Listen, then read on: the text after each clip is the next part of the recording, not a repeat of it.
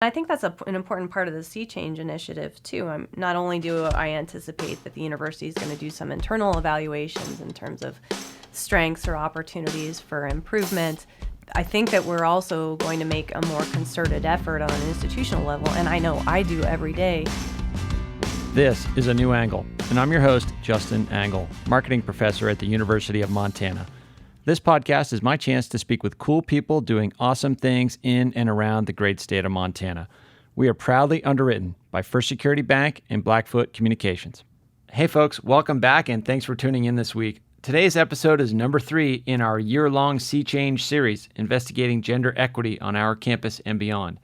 It's a conversation with the amazing Brigitta Miranda-Freer, Executive Director of the Montana World Trade Center and Director of Operations at MonTec. If you think that sounds like 2 jobs, well, you're right, and I'm not totally sure how Brigitta pulls it off. We talk about the important work of both of those organizations and then transition into a conversation about her experience with gender as a prominent leader in the Montana economy. Brigitta gets stuff done, and that's largely been her strategy for dealing with gender equity throughout her career. I hope you enjoy the conversation as much as I did, and I'm excited to bring it to you right now. Okay, so we're here today with Brigitta Miranda-Freer. Brigitta, thanks for coming on the podcast. Absolutely. Thanks for having me here. Yeah, so I got to ask you off the top. So you are the executive director of the Montana World Trade Center. Yes. And the director of operations at MonTec. That sounds like 2 full-time jobs. How does that work? Right. Well, arguably it is 2 full-time Yeah, I would think jobs, so. But I doubt it has 2 salaries. Well, that's true. I think that there's a natural pairing that I'll talk with you a little bit more about there. But how it is, in terms of how it happened, I think I kind of have this reputation as someone who can get things done. And I have done that for a number of years now as executive director of Montana World Trade Center. And when Joe Fungi rolled out of his position with MonTec, there was an opportunity to become engaged in the operations there. And that really fit in with a longer term strategy that I have in relation to future development on that site that I think would be beneficial for this community and for the Montana World Trade Center. Yeah, so maybe before we get into why those 2 jobs fit together, let's sort of talk about these two institutions, the Montana World Trade Center. I mean, I remember coming here on my interview loop, 2011. They're showing me around the building, and like, oh, that's our Montana World Trade Center. What are you talking about? Like, why? What even is that, and why is it here? There's so many whys in there. Like, answer some of them. Sure. Well, I'll talk a little bit about the history of it, and then I'll just let you know a little bit about what we do at the Trade Center. I think would be helpful for you and your audience. So, in terms of the history, yes, this is a World Trade Center. There are over 300 of them around the globe in about 100 different countries. This one World Trade Center is one of only 2 housed in a university campus, and we were first. And it came about over 20 years ago, I think about 25 years ago, that the license to this World Trade Center was gifted to the University of Montana by some private developers at the time. And they said, and Larry Guyanchetto was the dean at that time at the business school, and they said, timing isn't right for us to do something with this, but we think you can. What can you build out at the university, and how can you make that work in a positive manner for Montana? And so that was the birth of the World Trade Center way back when. And in terms of the work that we do now at the Trade Center, Justin, it really falls into 3 main buckets. First bucket is technical assistance and consulting that we provide to companies in relation to export and import. Second bucket is topical training that relates to international business matters. And then the third is really select activities that we undertake as an organization to move the needle in a positive direction for Montana's international trade portfolio. And I can give you examples if that would be Sure, helpful that might be the best way to illustrate it is like, sure. What does the actual work look like in these various buckets? What does it should say that you do there? Yeah, kind of, yeah. Nice. Yeah, absolutely. So in terms of the technical assistance, that varies on a daily basis. We work with businesses across the state and in many different industries. So it's questions as broad as, how do we mitigate our payment risk on this international transaction? Or we're hearing this from our distributor overseas. Is that correct? Can you help us verify it? Or even, how do we prioritize where in the world we want to go with our product? or service. So there's that piece. And then sometimes we take a deeper dive for our clients and really do some research into specific markets in terms of what the existing market environment looks like, what are regulatory issues that may impact them, partner identification kinds of issues. When you say clients, are these people paying for your services? Yes, they do pay for our services, and then as you know, there are always freemiums that go along with service provision too. Yeah, and in a place like Montana, where we are largely small and medium enterprises that populate our state, I would tell you that we are absolutely cognizant of that and working with businesses and our clients all the time to try to figure out the most cost-effective approach to do what they need to do. Mm-hmm. But we're always available and acting as that sort of on-call extension to help businesses deal with matters of international trade. So one illustration that I think may be helpful for you is, and one that occurred recently, is we work with a company here in Montana that has a service that they provide, and it's a service in relation to wildland firefighting. Okay. You might not think about services as potential exports, but as a matter of fact, services are really important exports for the state of Montana. And so this is not a piece of the Forest Service. This is maybe a service provider to the Forest Service? Exactly. Okay. It's a private entity that would go after contracts with the Forest Service, for example, here in the United States. As you are no doubt aware, because we are where we are here in the Western United States, wildland firefighting is a pervasive issue. It will continue to be so. For better or for worse, the size of that pie will only continue to grow. So we've got this firm that specializes in this in the U.S., and when they try to figure out, okay, how can we expand and grow our business, they look internationally to... So Southern Hemisphere, exactly. That makes sense. Yeah, so... had a project recently where we were working with that firm to help them take a deeper dive into looking in the Chilean market for wildland firefighting. It's a little bit different there than it is here. In fact, wildland firefighting and contracting for it has principally been driven by the large landowners, like the timber companies that own. So they're contracting with Yeah. private entities rather than with government entities. That's right. And it's a whole different ballgame, skill set.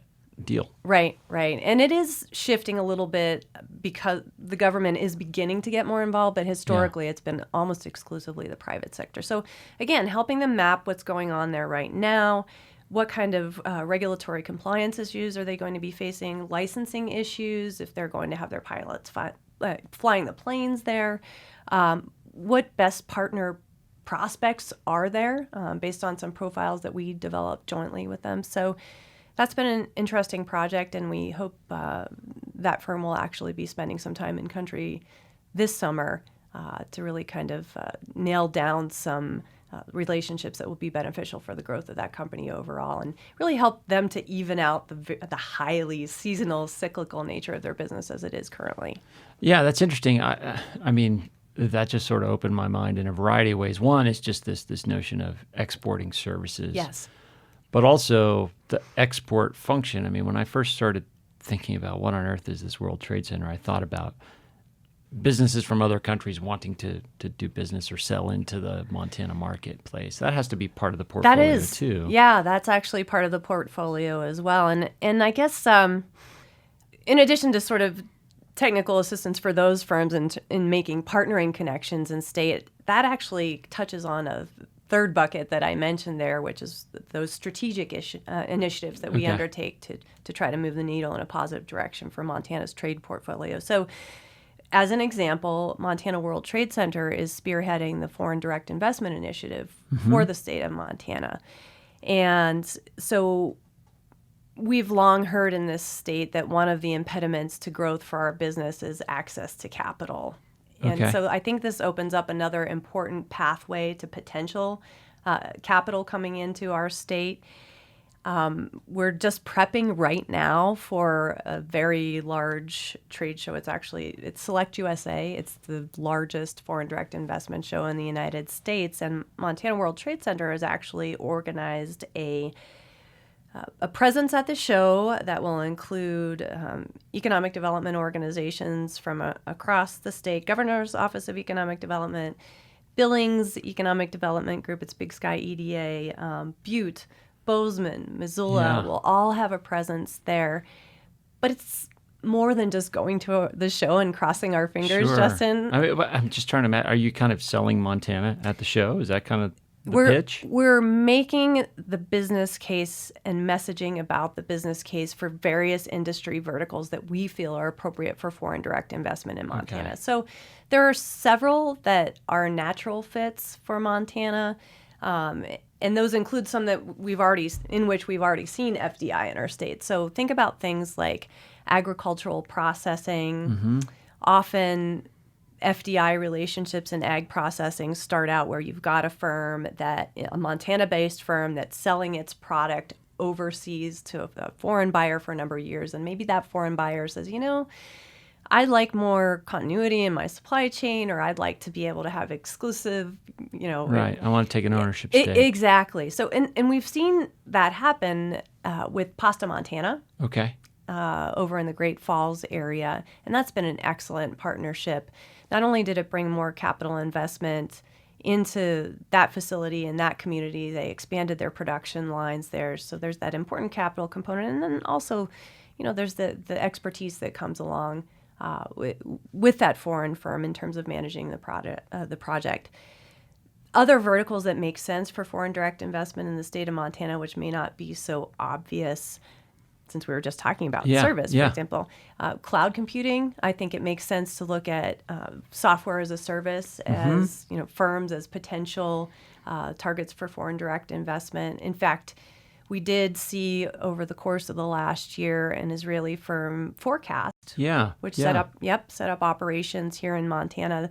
That was the result of a long-term effort on the part of Montana World Trade Center and other collaborative partners to make the business case for that software as a service firm locating in Montana.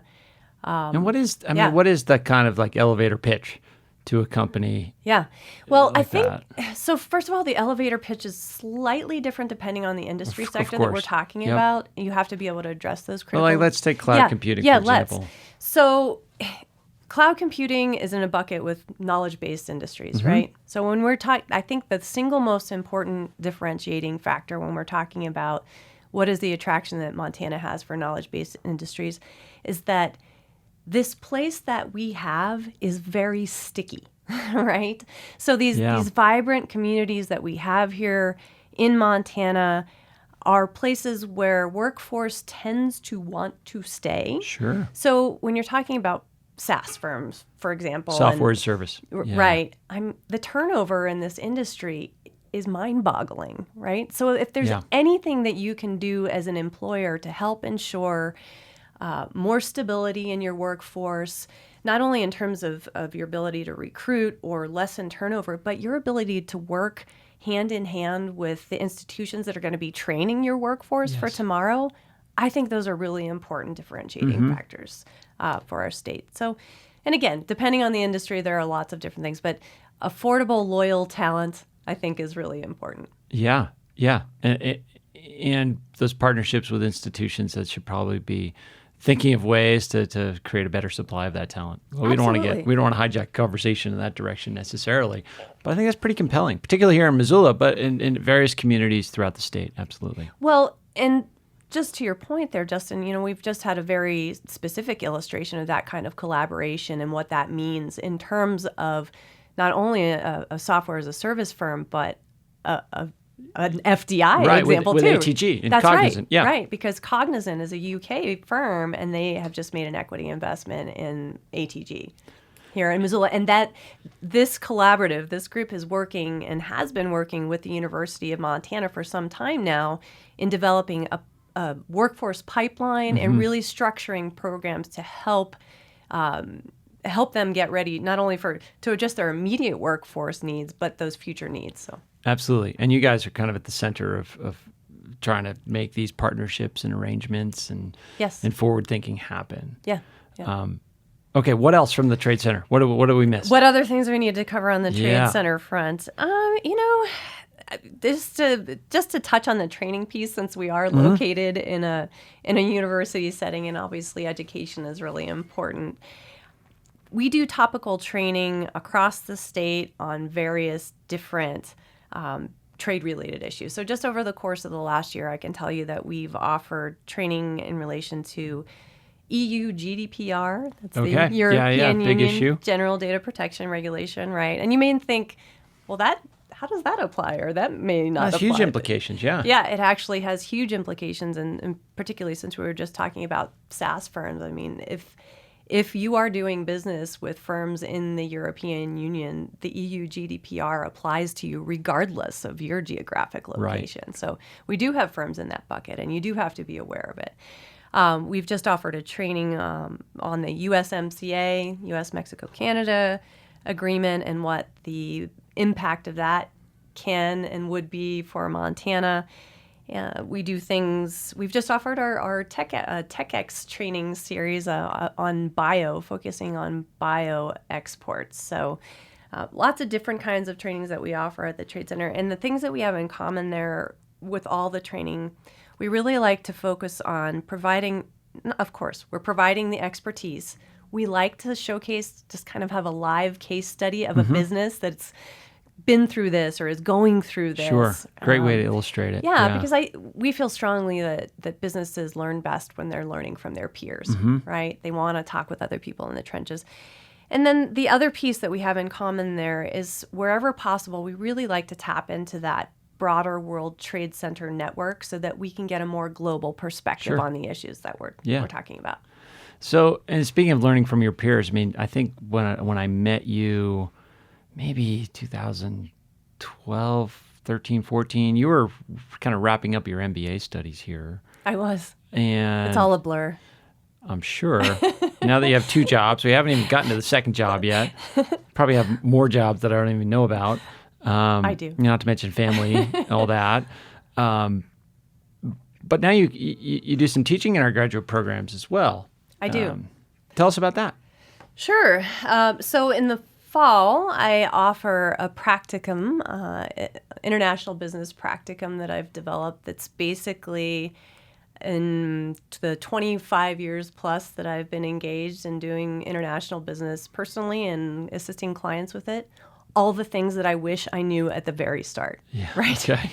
So, I mean, we cover... What a great premise for a course. Yes, right? Because let's make it real. Let's talk about the things that went well. Let's talk about things that didn't go well. Yeah. And let's maybe make that learning curve a little less costly for you, my students. Mm-hmm. So, yeah, we talk about things as broad as, again, mitigating payment risk. How do you find distributors? How do you work with them? What things do you have in your agreements?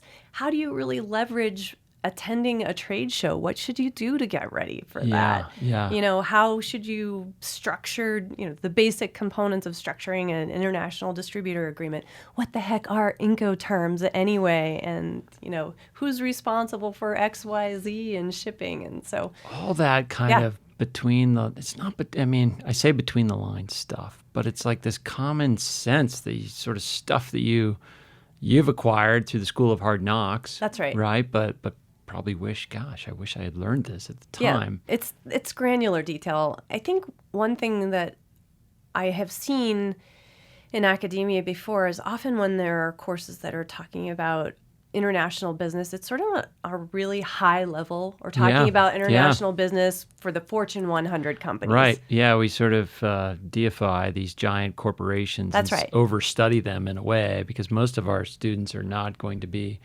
working for companies like that, particularly not right out of school. That's right. Yeah. That's right. And as we talked about earlier in this podcast, and as we both know, most businesses in Montana are small and medium-sized businesses.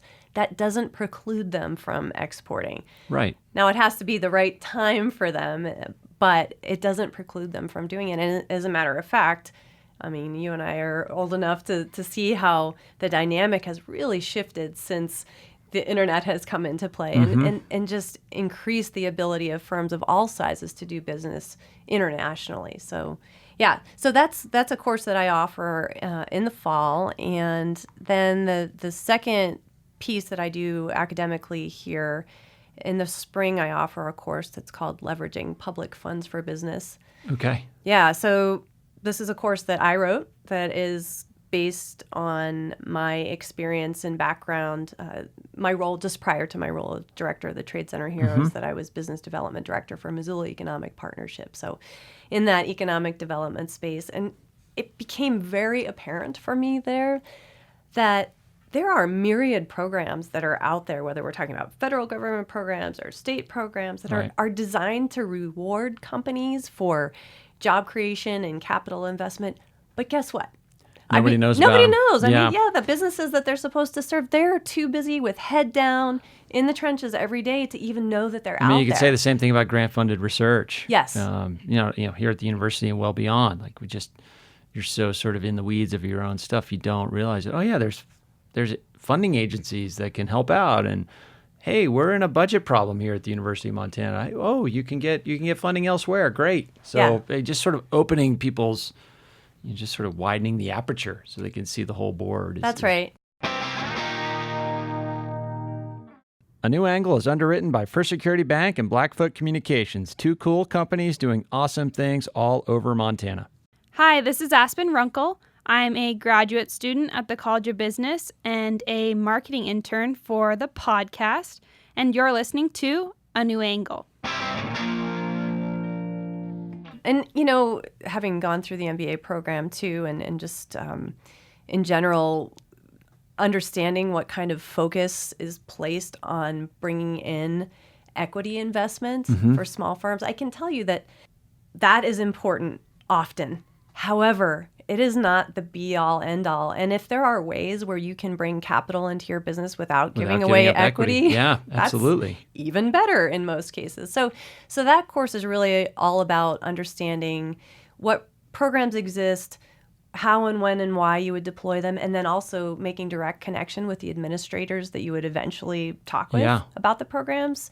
So that's been pretty well received. I hear from students all the time from my class that, I use this program, or I'm going to do this. And it's great. So, we've got World Trade Center and we've got the courses you teach. So let's go on to job number 3, because this might be a good time to pivot to that, MonTec, because that kind of does a lot of this work of helping entrepreneurs sort of find resources to make their ideas and their businesses come to life, right? Right. So MonTec is the technology incubator that's actually physically located across the river from University of Montana campus.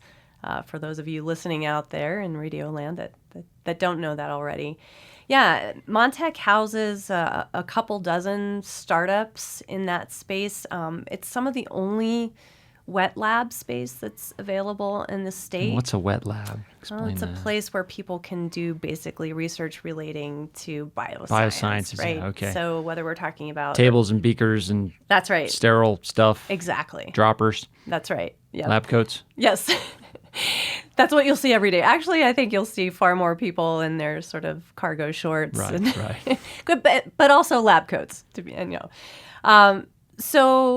MonTec offers that physical space where they can have an opportunity to build out their early stage business. A lot of the firms that are over in the MonTec space are recipients of SBIR, so Small Business Innovative Research funding. That's something we cover in that class, by the way. Another piece of public funding. Right, or STTR funding. And so they've got a chunk of funding to pursue their research and development and hopefully take them to the point of commercializing their technology. We offer really flexible kind of terms for those startups, so they don't have to sign a 3-year lease. We can do much shorter term leases that are helpful for them and be really flexible as they grow. Hopefully we've got some additional space that they can expand into or they can flip and flop. That constraint is one that I don't think people, unless they're in it, kind of realize. It's for real. Yeah. How do I get a place to do my work? How do I take it from, my laptop in the coffee shop to a place where I can meet with clients, a place where I can get access to high-speed internet that's reliable, conference calling technology. Right. And then put that all probably in a network of peers that are going through a lot of the same challenges at the same time is going to be pretty powerful. Exactly. And we're working hard to develop some more programming to get people literally out of their labs and engaging with each other more and more, because it's incredibly important that kind of water cooler moment, it really just can't be understated. I know I was talking with one of our entrepreneurs over in the building there, Joe Anderson, who's with Reflex Protect. Friend of the podcast, Joe. Yeah. FOP. And Joe's friend to everybody, I think. He's a Pretty great much. guy. Yeah. Anyways, so I know that, so they're tenants at MonTec, and they collaborated with another MonTec tenant in terms of making their product even more user-friendly for their prospective client base. Joe has been, I love working with him because, you've got those clients where if you give them a lead or make a connection, they're going to follow up. Yeah, he's definitely in that bucket. So I know he's been very keen to follow up on the connections with our local hospital system, for example, because that's one of the areas where they have deployments for their product. Again, Radioland people, they make a product that's basically a gel-based. It's kind of like a pepper spray, but I actually don't think that's the chemical component of it. And their principal initial target are emergency rooms where actually a lot of kind of violent acts occur, and you can't just deploy a regular cloud-based pepper spray because it impacts everybody else when Absolutely. you do that. Just knowing Joe, his history as an attorney in the entertainment space in a variety of different industries.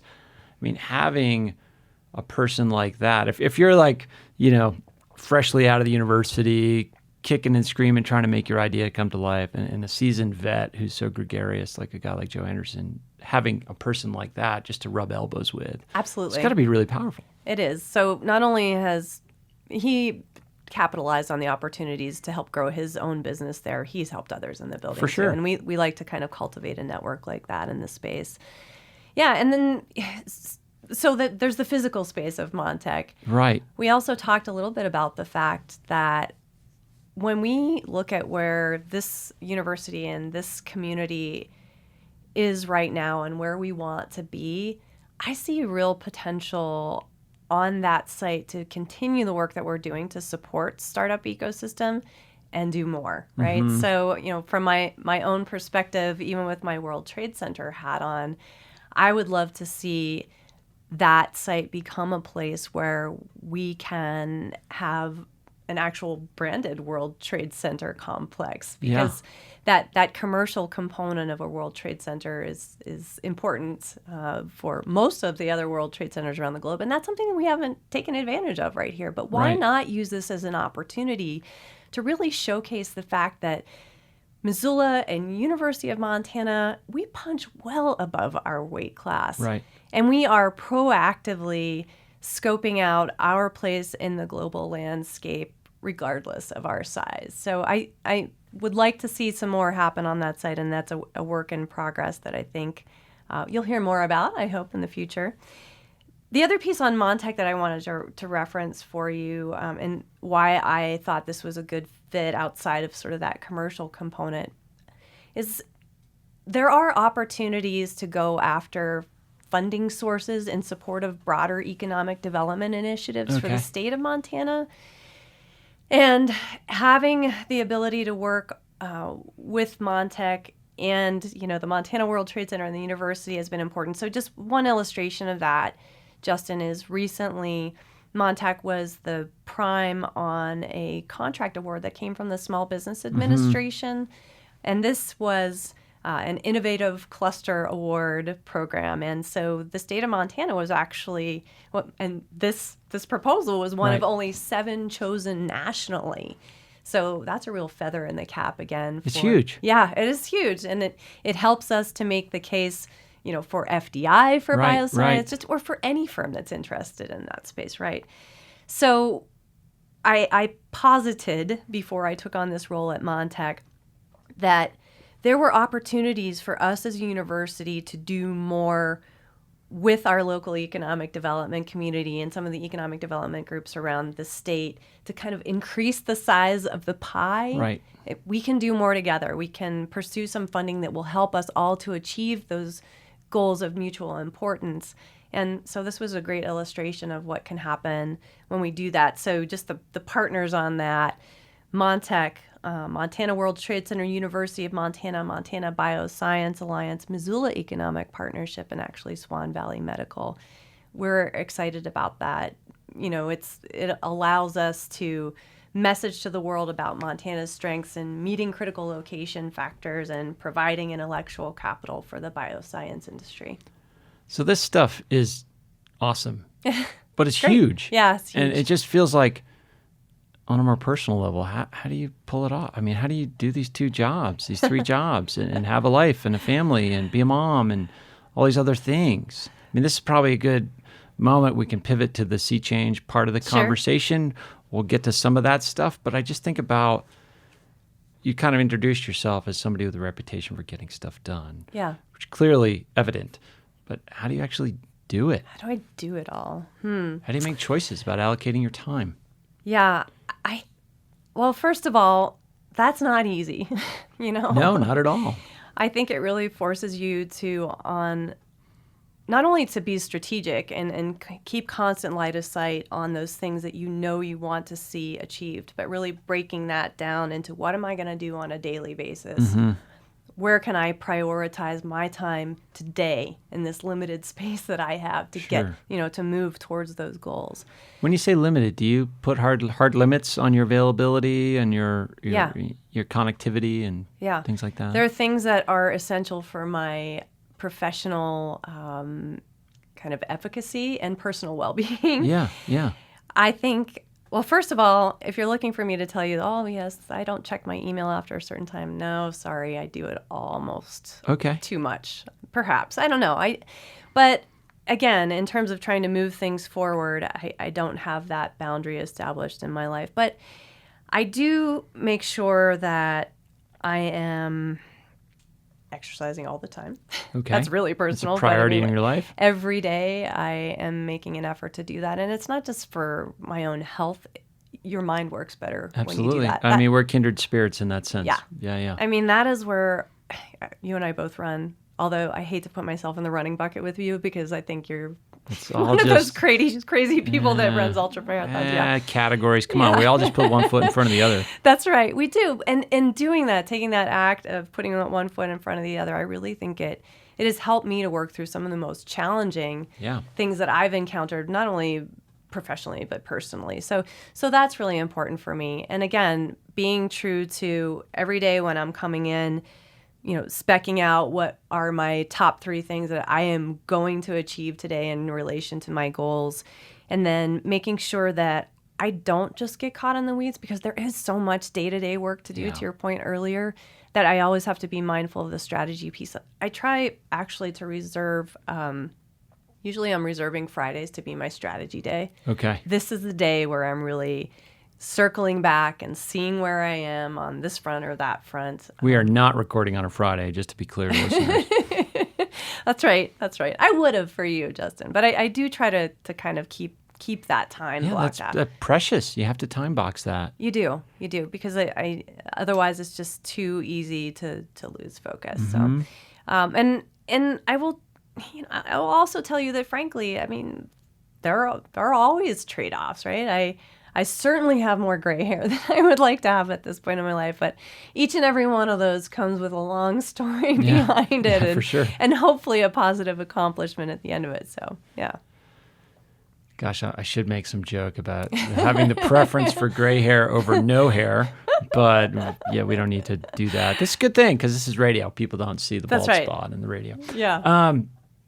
So this might be a time to kind of just get right to it with the sea change thing. Sure. So this episode is part of this series of episodes where we're sort of just kind of investigating gender equity in a broad sense, the good things happening here in the University of Montana orbit and the challenges that we face on a variety of dimensions. One of the reasons I wanted to kind of situate our conversation in this sea change series is you just impressed me as a leader. I don't want to suggest that you're gender blind. That's not it. But you just impressed me as just someone that plows ahead, gets stuff done, and gender doesn't seem to be a huge thing on your radar screen. Yeah. At least the outward impression is that way. Yeah. I would definitely Is that fair? Is that fair categorization? I think that's absolutely fair. I would definitely classify myself in my personal experience of someone who's working within the system to create positive change. Okay. Absolutely. Yeah. And I think throughout my professional life, I have made a conscious choice to not dwell in that space of, what may not be available to me because of this. I think it's counterproductive for me personally. It's too easy to get kind of lost in that thought process. To sort of victimize yourself? Yeah, that is not me. That is never the person that I have been. So again, we have, all of us as human beings, kind of a finite amount of bandwidth to deal with all the various things that we need to achieve and want to achieve, both personally and professionally in our lives. And so, again, why focus on any kind of potential limitation? And for me, it's been far more important to focus on the opportunity to give shape to those things that I think are important professionally and to go after them. And I mean, you told me some stories about your childhood. I mean, this goes back to some foundational experiences in your education. Yeah. Right? Yeah.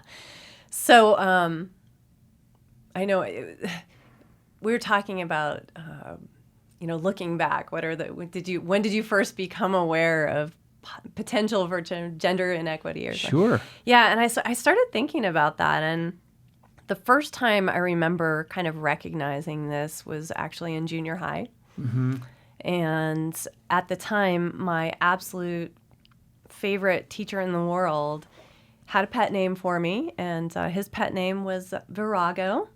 So since that's not a very common... Yeah, what does that mean? I have not heard that term before. Well, to give you a pop culture reference, think Arya Stark, right, in the Game of Thrones thing. Okay.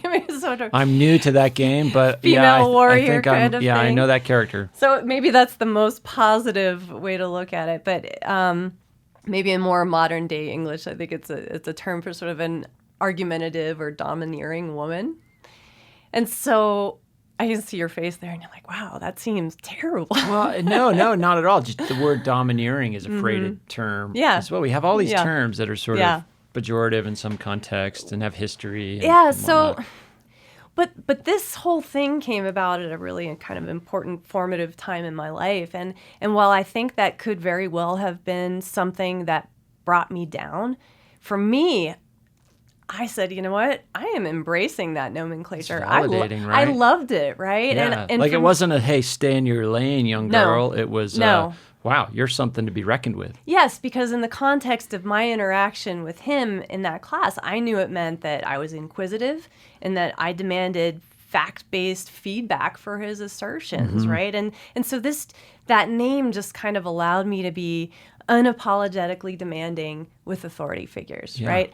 Just be prepared. I'm going to ask you questions. I'm not just asking you questions to do that or to poke at you. I'm asking you questions because it will help not only to increase my understanding, it will benefit the class as a whole, and you're going to get a better work product out of it. So the flip side of that kind of inquisitive nature or demanding the fact-based feedback is that, I need to be able to supply an end product that's worth it, right? Yeah, you kind of have to walk the talk on the other side as well. Sure.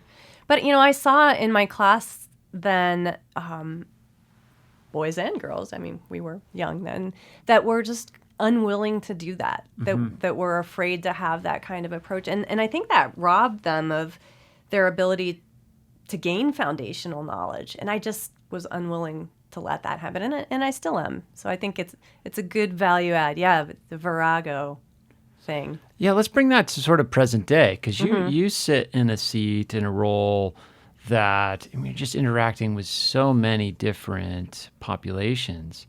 More traditional businesses, the agriculture, the extraction industries, the tech firms, then international constituencies as well. Just a huge range of kind of cultural norms and stereotypes and expectations for gender and other dimensions.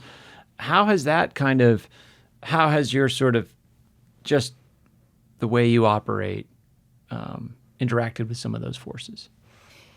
Well, the way I operate is to get things done, and So again, I have never dwelled on any perceived inequity. And while I am cognizant of the fact that in some people's minds that may exist, whether it's for cultural reasons or other, I think that I have set my mind to demonstrating that there's real value add in this relationship, right? Sure. That we have. If you're working with me, there's going to be a value add for both of our organizations, both of our parties. And so I've just never dwelled on that, Justin. And I guess how have I dealt with, not to say that I've never had issues. Yeah, I guess what I'm trying to get at is there's a difference between not dwelling on something and then not recognizing a barrier. I recognize it, but I think that one of the things that has been important for me professionally and maybe has helped to make some headway outside of, work product that I've demonstrated is, you also have to be able to give as good as you get in terms of kind of unseating long-standing gender biases that people may have. And I think one of the ways that I've been able to do that most successfully is just using humor. With humor. Yeah, absolutely. Yeah, it's very disarming. It's disarming, and it kind of points out the ridiculousness of someone's, viewpoint without it feeling super threatening, right? Yeah. You can laugh about it, and then later you can contemplate it and maybe shift mindset. Well, and that's a pathway into persuasion as well. It is. If you're demonstrating to whoever it is on the other side of the interaction that you can get stuff done. You have the ability, the talent, and the drive to get stuff done. And if you can disarm tension with humor, it just gives you a pathway into persuading them. I think so. Yeah. Along those lines, you could make an argument that you sort of are an exemplar of a particular way of operating that is quite effective. How do we, as an institution, maybe through sea change, maybe not, how do we kind of inform students, men, women, whatever gender people identify with, that developing an attitude like this is possible? Do you think about that, in your classes and with young female entrepreneurs, perhaps, who maybe perceive more barriers than you think that they should? Or I don't want to use sort of judgmental terms here, but so what can we do as an institution and kind of, well, first of all, or what do you do as a leader? Sure. To just help other people that maybe perceive barriers that you think, hey, you got to bash through it.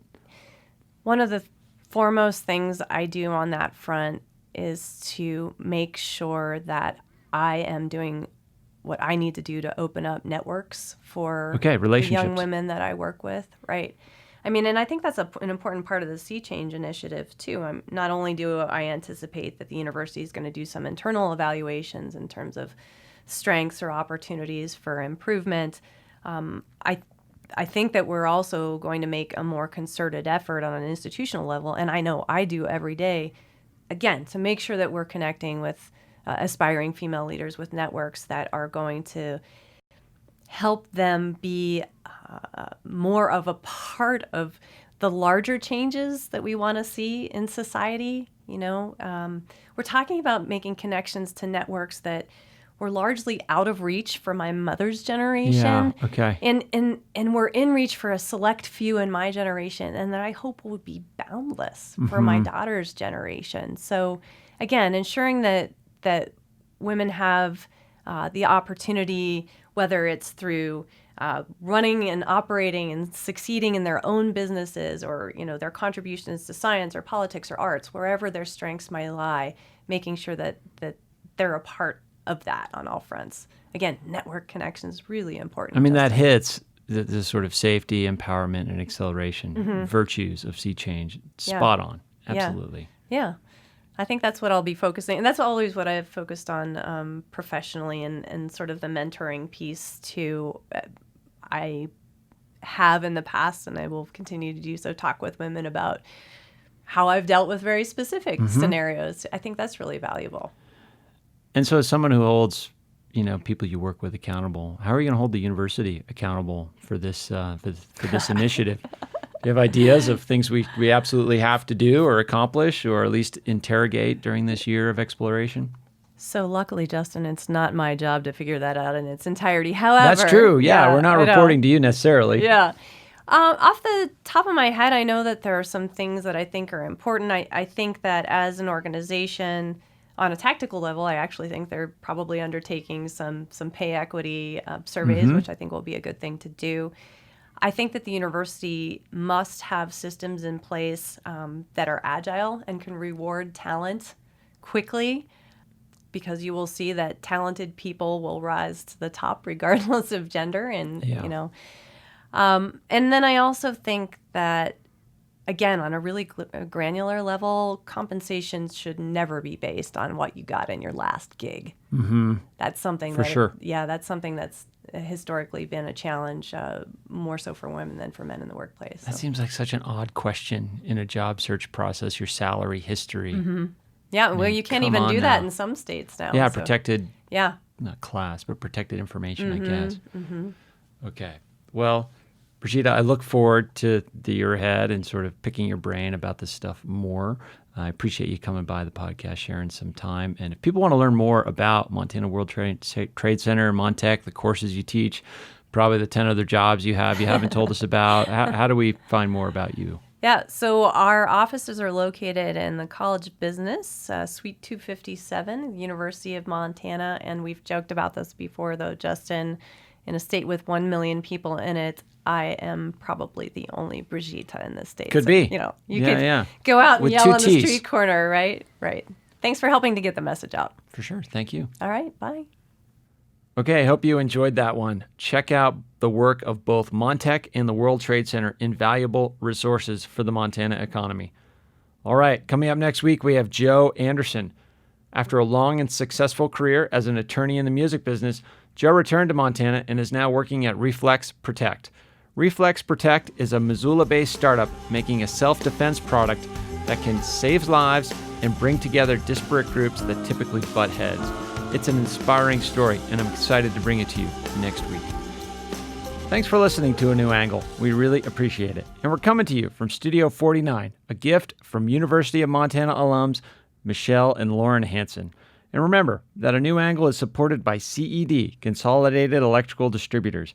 These guys pretty much sell anything electrical you would ever need, but they also hire a ton of our students. If you want to learn more about jobs at CED, visit cedcareers.com. And before we go, I want to thank some important peeps. Executive producer, Stefan Borsum. Producer, Aiden Morton. And interns, Aspen Runkle and Max Gibson. Huge thanks to VTO, Jeff Ament, and John Wicks for the tunes. And finally, props to Jeff Meese, our master of all things sound. Finally, if you have any questions, suggestions, comments, insults, whatever, please email me at anewangle@umontana.edu. Help us spread the word, and be sure to use the hashtag #anewangle when you do. Thanks a lot, and see you next time.